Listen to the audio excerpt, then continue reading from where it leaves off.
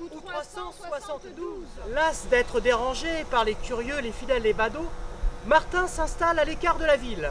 Il s'installe ici, face à la Loire, au milieu de bâtiments déjà construits à la mode romaine.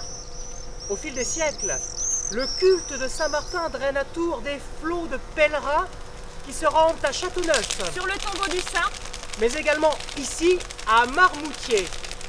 Les hôtes de prestige logent dans l'hôtellerie. le petit ermitage devient monastère, puis une prestigieuse abbaye. La Révolution française annonce une période de troubles. Avec l'expulsion des derniers moines en 1792, Le site est divisé, vendu à différents propriétaires il est presque entièrement démantelé. et exploité comme carrière de pierre. 1847. Les sœurs du Sacré-Cœur de Jésus stoppent l'entreprise de destruction. Sans leur engagement, il ne resterait plus rien du grand monastère. Écoutez cette histoire. Une histoire incroyable, une histoire vraie, presque vraie, tout à fait vraie. Martin ne veut pas venir à Tours. Il ne veut pas être évêque. Il ne veut pas, ne veut pas, veut pas. Prétextant sa femme à l'agonie, un homme le décide et l'entraîne vers la Tour. Sur le chemin, la foule accourt, toujours plus nombreuse, et acclame Martin. Méfiant, il se sauve, décampe, déguerpit, se carapate, se cache au milieu des oies. Un champ plein d'oies blanches. Un temps de silence. La plus proche glousse. La suivante criaille. Une autre caca. Sifflement, gloussement, bruit, elles veulent se pousser, s'envoler, s'échapper, s'entretuer. Tant et tant que notre homme découvre Martin caché et l'entraîne. Non. Oui. Non, non, non, non, oui, non, oui, non, oui. Bon, d'accord. Et c'est ainsi que Martin devient évêque de Tours. Il est coutume depuis lors de manger l'oie le 11 novembre, jour de la Saint-Martin.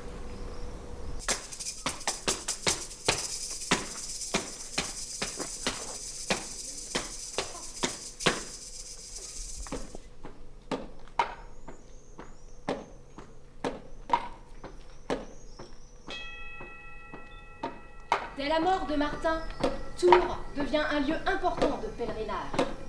Grégoire de Tours, élu évêque en 573, rapporte que les fidèles se rendaient en pèlerinage à Marmoutier chaque année pour Pâques. Au cours des siècles, la popularité de Martin prend une ampleur exceptionnelle.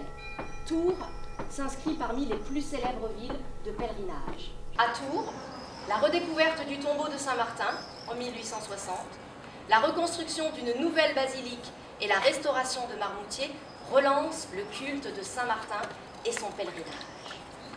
Aujourd'hui, ces lieux martiniens reçoivent toujours de nombreux fidèles. Nous sommes sur le chemin des pèlerins, face au portail Sainte-Radegonde, reconstruit au XVIIIe siècle. Imaginez.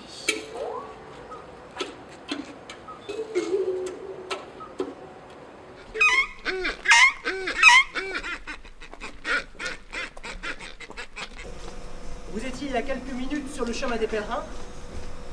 Vous voici dorénavant sur celui de la brasserie. Les camions et attelages entrent par le portail Sainte-Radegonde, longent le coteau en direction de l'usine tout droit. À partir de 1856, les sœurs organisent le vaste chantier de restauration de Marmoutier. Restauration du portail de la Crosse, du repos de Saint-Martin, de la fontaine de Saint-Martin, reconstruction de la chapelle des Sept Dormants, là-bas la grande chapelle gothique, Au pied de la tour des cloches, le cimetière des Sœurs.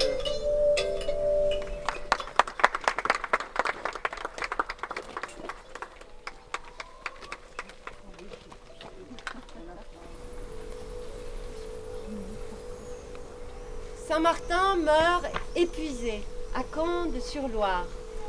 Meurt sur un lit de cendres. Disputé de poids de vin à Tourangeau, enlevé par ceux-là, conduit en barque tout au long du fleuve. Au fil de l'eau, au fil de la fille de l'eau, quand les arbres fleurissent et que la couleur blanche se dépose tout au long des berges de Loire.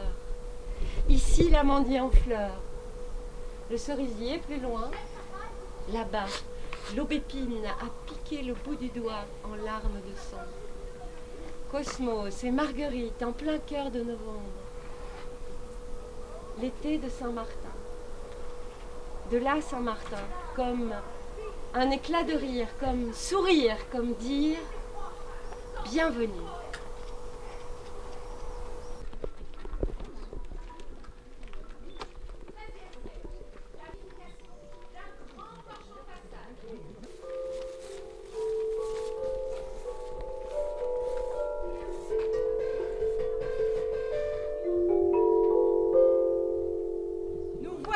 Au chevet de la grande église abbatiale gothique, construite au début du XIIIe siècle.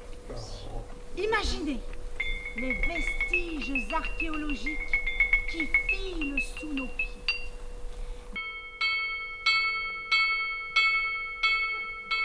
Pour construire la ville de Tours, pour le chantier de l'abbaye de Marmoutier, pour édifier les villages alentours, hommes de tout métier, carriers, ouvriers, maçons, manœuvres, imagers, sculpteurs, tailleurs, charpentiers, foules seront payés à la tâche agricole, donneront la main, anonymes, anonymes, trop pauvres pour payer la construction, tâcheront pour participer et négocier leur rédemption.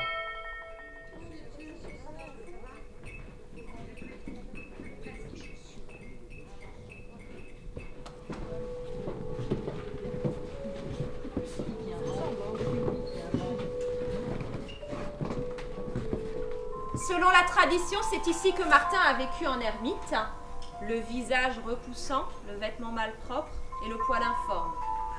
Martin attire, bien malgré lui, de nombreux moines qui font aussi le choix d'un mode de vie rustique. Ils vivent seuls dans des cabanes sommaires ou des grottes. Ils se consacrent à une vie intérieure et se retrouvent dans la chapelle pour la prière, au réfectoire pour les repas. La règle édicte les valeurs du moine. Obéissance, humilité, travail, charité, équité, honnêteté, chasteté. Le site de Marmoutier a été façonné par des hommes de toutes origines et de tous métiers. Leurs ambitions différentes se superposent et forment la stratigraphie du Maius Monasterium.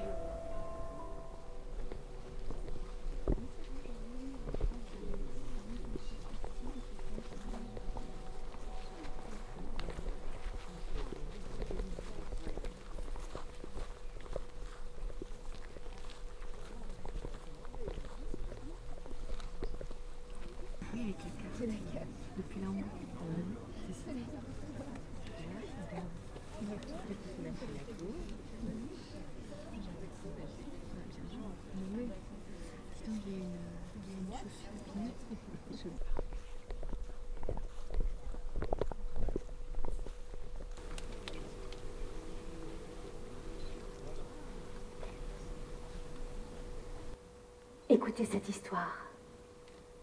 Une histoire vraie. Presque vraie. Tout à fait vraie.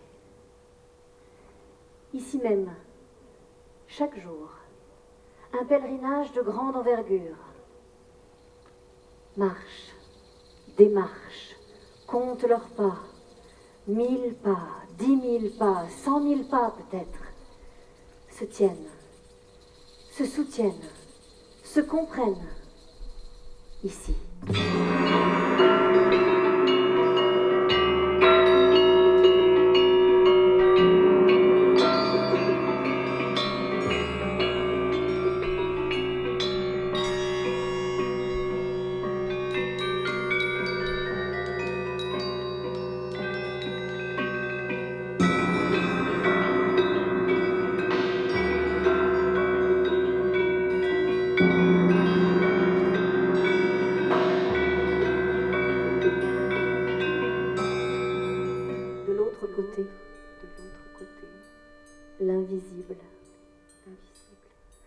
appelle les invisibles.